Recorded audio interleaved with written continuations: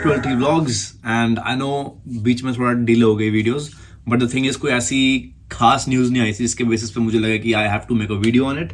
तो भाई आज हम बात करने वाले हैं बहुत इंपॉर्टेंट चीज़ के बारे में। जैसे कि आपको पता नवंबर आने वाला है, तो 1 नवंबर से New South Wales is opening its international borders.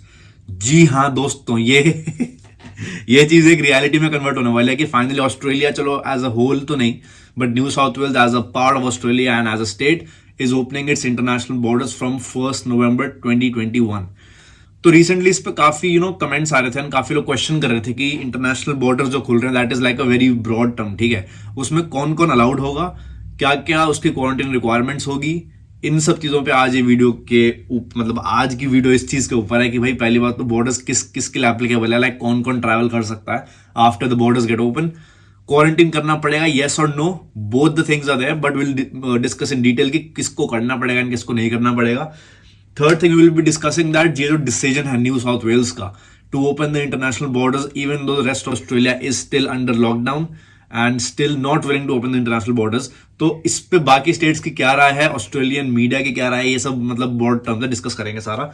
And again चौथी चीज जो हम डिस्कस करेंगे दैट इज कि WA का सिनेरियो क्या है। एज यू नो मैं WA में रहता हूँ, so it's important for me to give you the information about WA as well, Perth जो भी जगह है, तो हम इससे बात करेंगे। So let's just dig straight into this. तो भाई जो ऑस्ट्रेलियन न्यूज चैनल्स को फॉलो करते हैं उन्होंने रिसेंटली देखा होगा कि न्यू साउथ वेल्स ने डिक्लेयर कर दिया कि इंटरनेशनल बॉर्डर्स 1 नवंबर से खुल रहे हैं, ठीक है। तो इसमें पहली कंडीशन तो ये है कि you have to be fully vaccinated, ठीक है। कौन आ सकता है कौन नहीं आ सकता है इसकी बात अभी थोड़े 30-40-50 सेकंड बात करेंगे। पहले देखते हैं, fully vaccinated people in New South Wales can enter Victoria from next week। So both the things, इन्होंने विक्टोरिया के लिए भी बॉर्डर खोल दिया है fully vaccinated और इंटरनेशनल ट्रैवलर्स के लिए भी। तो if you are fully vaccinated international travel, आप न्यू साउथ वेल्स में आना चाहते हो internationally, you are free to do so. Then if you look at this link, COVID Australia, New South Wales to welcome quarantine free travel for Australians। अब ये जो for Australians term है, ये मेरा सेकंड पॉइंट है कि कौन कौन अभी आ सकता है।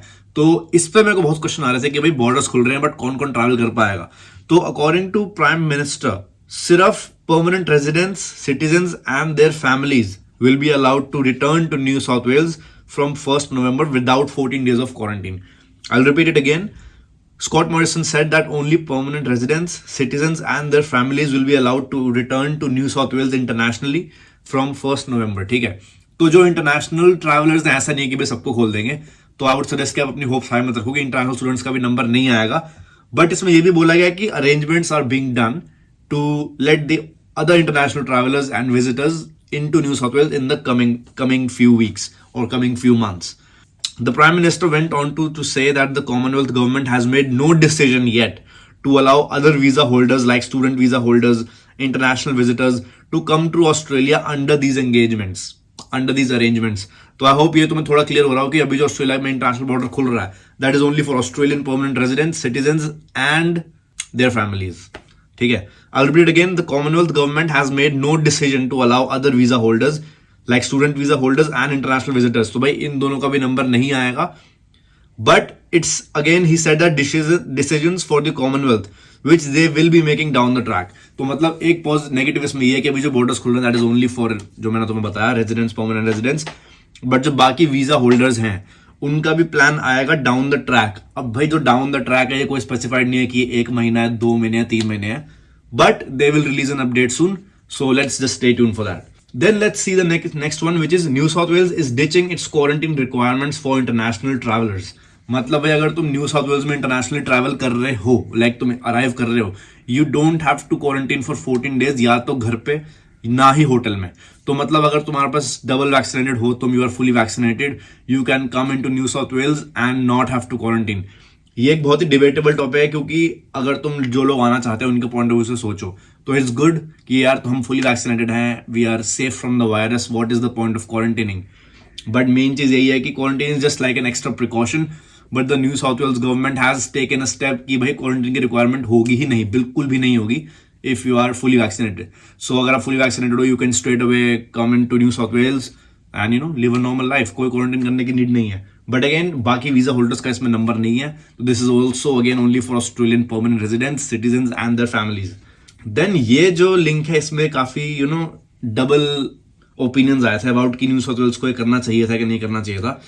All the states are surprised एक तरफ तुम्हारा New South Wales and Victoria है जो इंटरनेशनल बॉर्डर खोल रहे हैं एंड इंटरनेशनल ट्रैवलर्स को अलाउ कर रहे हैं in the country without any quarantine. And then you have states like Western Australia and Queensland जो अभी अपना इंटरस्टेट ही बॉर्डर खोलने को रेडी नहीं है. इंटरनेशनल ट्रैवल तो बहुत दूर की बात है. तो ये ऑस्ट्रेलिया का एक ड्रॉबैक है. Every state has its own thing.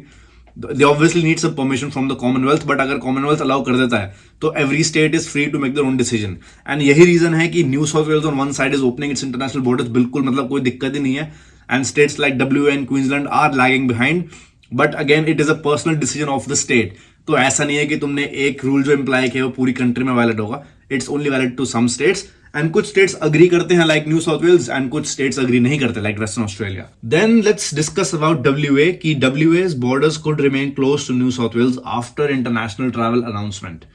तो यहाँ का जो प्रीमियर है WA Premier Mark McGowan says his state is likely to remain closed to New South Wales for longer following a major change to quarantine rules. तो WA के premier का जो perspective है, he is not willing to open interstate borders. And अब जो एक step ज्यादा ले लिया न्यू साउथ वेल्स में कि वो इंटरनेशनल ट्रैवलर्स अलाउ कर रहे हैं without any quarantine. So the premier has said कि हम इनिशियली प्लान नहीं कर रहे थे इतना एक्सटेंड करने का, but now that New South Wales have taken such a step जो I don't think which is really feasible in WA. तो इन्होंने बोला कि जो WA and New South Wales की जो ट्रैवल रिस्ट्रिक्शंस हैं वो और एक्सटेंड हो सकती हैं just because they are allowing international travellers and WA doesn't want to do that. Western Australia's hard border closure to New South Wales is likely to be extended as fully vaccinated international travelers are allowed to return to the latter state without quarantining. Cause at least यार quarantine में आपके पास एक security होती है कि भाई अगर कुछ गलत होता है it remains in an isolation, it doesn't spread out to the other community. But again WA has its own perspective. अगर मेरी तुम राय मानो तो I think obviously it has been a very hard border, but the thing is अगर New South Wales कोई चीज कर रही है they must have thought about it. ऐसा तो है नहीं यार कोई भी डिसीजन कोई ऐसे ले लेता है. आपने उसके रेप्रिकॉशंस देखे होंगे, you would have listed down pros and cons, and if they believe कि fully vaccinated people are not a threat in the community then who am I to argue with it. But again decision remains with the WA government and the New South Wales government. तो they will need to be tested before boarding a flight and will need to prove they have had 2 doses of COVID-19 vaccine. So this is much like India and UK कि अगर आप flight board कर रहे हो you should have a negative result at least 72 hours prior to the flight and you have to have your 2 doses of COVID-19 vaccinations और जो Australia में approved हो. WA Premier Mark McGowan said on Friday he was concerned an influx of travelers could lead to more coronavirus cases, flagging the border could remain shut for longer. ये literally जो मैं बता रहा था कि आप क्वारंटीन करना is just like a precaution. अगर आपको hotel quarantine I know is very expensive for people, not everyone can afford it, तो आप उसको सब्स्टिट्यूट कर सकते थे होम क्वारंटीन से. But removing quarantine all together is a risky step. Again ये मेरा ओपिनियन है, I don't know about others, but I know जो ट्रैवलर्स होंगे उनके लिए it's a good thing. But I think अगर होम क्वारंटीन होता तो you won't be having to आप इतने पैसे स्पेंड नहीं कर रहे होते and you would still be in quarantine which would keep actually you safe from COVID and keep the other guys safe. अगर आप एक कोविड रिस्ट्रिक्टेड कंट्री से आ रहे हो जहाँ पे बहुत केसेस हैं, even though your double vaccinated, थोड़ा बहुत थ्रेट तो यार हमेशा रहता है. And to eradicate that I think quarantine was a good step but they have waived it off. So let's see how it goes. अभी तो बॉर्डर खुले नहीं है. जब बॉर्डर खुलेंगे, जब बंदे आएंगे, तब देखेंगे केस के numbers are they actually going up, are they staying at the same place और it's actually getting better. So will just have to wait and जैसे टाइम आएगा तब देखेंगे. So as he said again, but it may mean that there's a greater spread of virus in New South Wales.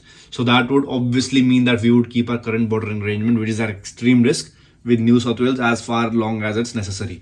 तो Australia की जो मतलब WA का जो स्टेट है, इन्होंने हर स्टेट को एक डेंजर कैटेगरी में क्लासिफाइड किया होता है.